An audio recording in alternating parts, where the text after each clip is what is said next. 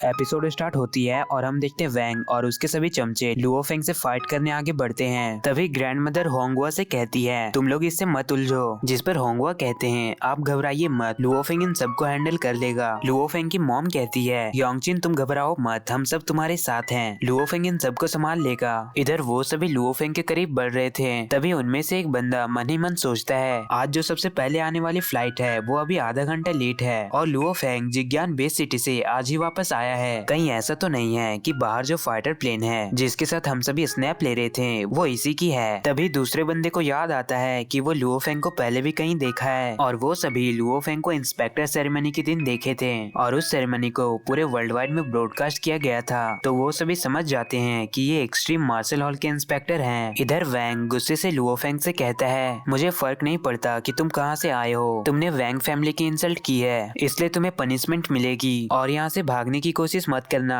फिर वो उन सबको लुओ फेंग पे अटैक करने को कहता है। तभी उनमें से एक बंदा कहता है मास्टर ये कोई मामूली पर्सन नहीं है, बेहतर होगा कि इससे हम ना उलझे। लेकिन वो उसकी बात नहीं मानता है और वो कहता है कायोटो बेस सिटी में वैंग जिंगनैन किसी से भी नहीं डरता है। फिर दोबारा वो उनको फाइट करने कहता है तो लुओ फेंग मुस्कुराते हुए उस केबिन से बाहर आता है ताकि वो बाहर फाइट करे। तो उनमें से एक बंदा लुओ फेंग पे एक पंच अटैक करता है। लुओ फेंग उसे रोकने के लिए हाथ आगे बढ़ाता है, यहाँ तक कि लुओ फेंग उसे टच भी नहीं करता है और वो बंदा काफी दूर जाकर गिरता है। ये देखकर लुओ फेंग भी हैरान होता है कि वो तो उसे अभी तक टच भी नहीं किया है, तो उसकी ये हालत है, अगर वो अपने पूरे एनर्जी से उस पर अटैक करेगा तो उनका क्या हाल होगा। फिर उसके डैड हुआ और साथ में वैंग उस पर्सन को देखने आते हैं तो पता चलता है उस पर्सन के हाथ की हड्डी टूट चुकी है और उसे काफी दर्द हो रहा था। ये देखकर वैंग भी हैरान होता है। दूसरी तरफ वो दोनों नमूने लुओ फेंग से फाइट करने के लिए अपना टैलेंट दिखाने लगते हैं। वो दोनों काफी फास्ट लुओ फेंग के चारों ओर घूम रहे थे। फिर लुओ फेंग उन दोनों को एक ही पंच में काफी बुरा हाल कर देता है और अभी भी एक नमूना बचा था। इधर वैंग कहता है ये सब बहुत ही फास्ट हुआ, वो देख भी नहीं पाया कि लुओ फेंग उन दोनों को पंच कब मारा। फिर वो बंदा लुओ फेंग पे अटैक करने के लिए अपनी नाइफ को निकालने लगता है, तभी हमें पता चलता है उसकी नाइफ काफी बारीक टुकड़ों में टूट चुकी है। इधर वैंग को लुओ फेंग की रियल पावर का अंदाजा हो जाता है, इसलिए वो पीछे हटने लगता है। दूसरी तरफ वो बंदा लुओ फेंग पे अटैक करता है। लुओ फेंग उसे बिना कुछ किए ही काफी दूर फेंक देता है। ये देखकर सभी हैरान होते हैं। वैंग तो और भी हैरान हो रहा था। फिर वो ओवर रिएक्ट करते हुए वहाँ से भागने की कोशिश करता है और वो लुओ फेंग से काफी डर रहा था, लेकिन वो कहता है तुम ये मत समझना कि मैं तुमसे डर रहा हूँ, हमारे वैंग फैमिली में एक स्ट्रॉन्गेस्ट वॉर गॉड है। फिर वो इस वार्ड से बाहर चला जाता है। तभी उसे कॉल आती है और वो रिसीव करता है। फोन पे उसका भाई बताता है जियांगनेन बेस सिटी से हमारे सिटी में एक इम्पोर्टेंट पर्सन आया है और उसका नाम लुओ फेंग है, वो एक्सट्रीम मार्शल हॉल का इंस्पेक्टर है, तो तुम उससे मत उलझना, बेहतर होगा कि तुम उसे 10 किलोमीटर की दूरी बनाए रखना। फोन पे ये सब सुनकर वैंग और भी हैरान हो जाता है और अब वो लुओ फेंग से काफी ज्यादा डर रहा था। वो डर से कहता है तो तुम हो।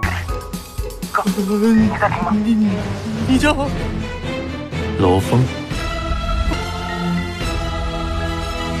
फिर वो वहाँ से भागने लगता है। तभी आगे उसे इस सिटी के सोल्जर घेर लेते हैं, क्योंकि उन सोल्जर को शक था कि कई सारे मिसिंग मार्शल आर्टिस्ट के पीछे वैंग का ही हाथ है। वो सोल्जर कहते हैं इन्वेस्टिगेशन के लिए हमारे साथ चलो, अदरवाइज वो उनको वहीं पर ही मार देंगे। दूसरी तरफ लुओ फेंग की पूरी फैमिली ये सब कुछ देख रहे थे। तभी पीछे से लुओ फेंग भी आकर ये सब कुछ देखने लगता है। आगे हम देखते हैं वो सोल्जर वैंग को अपने साथ ले जा रहे थे। फिर लुओ फेंग अपनी मॉम को बताता है कि वो उसके सभी करतूतों को रिकॉर्ड करके मेजर के पास भेज दिया है और अब वो यहाँ आते ही होंगे। तभी डोरबेल बजती है और मेजर जनरल वहाँ आते हैं। फिर लुओ फेंग और जनरल दोनों एक रूम में डिस्कस करते हैं। जनरल कहते हैं लुओ फेंग तुम हाल ही में इस सिटी में आए और तुम्हें ये सब कुछ सहना पड़ा, इसके लिए वो सॉरी कहते हैं। फिर वो बताते हैं वैंग जिंगयान कायोटो बेस सिटी के वैंग फैमिली के हेयर हैं, साथ ही वो काफी एरोगेंट भी है, मुझे यकीन है मिलिट्री कोर्ट जल्द से जल्द उसे सजा देगी। फिर वो लुओ फेंग के सामने कई सारे ट्रेजर को ओपन करते हैं और वो कहते हैं तुमने कहा था कि तुम क्रिस्टल को एक्सचेंज करके कोई ट्रेजर लेना चाहते हो, जैसा कि एंशिएंट सिविलाइजेशन रियून, तो देखो तुम्हें इनमें से कुछ चाहिए या नहीं। तभी बवाता वहाँ आती है और कहती है यहाँ तो काफी सारे ट्रेजर हैं, लेकिन अनफॉर्चुनेटली ये सब काफी बेकार है और एक क्रिस्टल से इससे काफी अच्छा ट्रेजर एक्सचेंज किया जा सकता है। लुओ फेंग कहता है वो यूनिवर्स में होगा,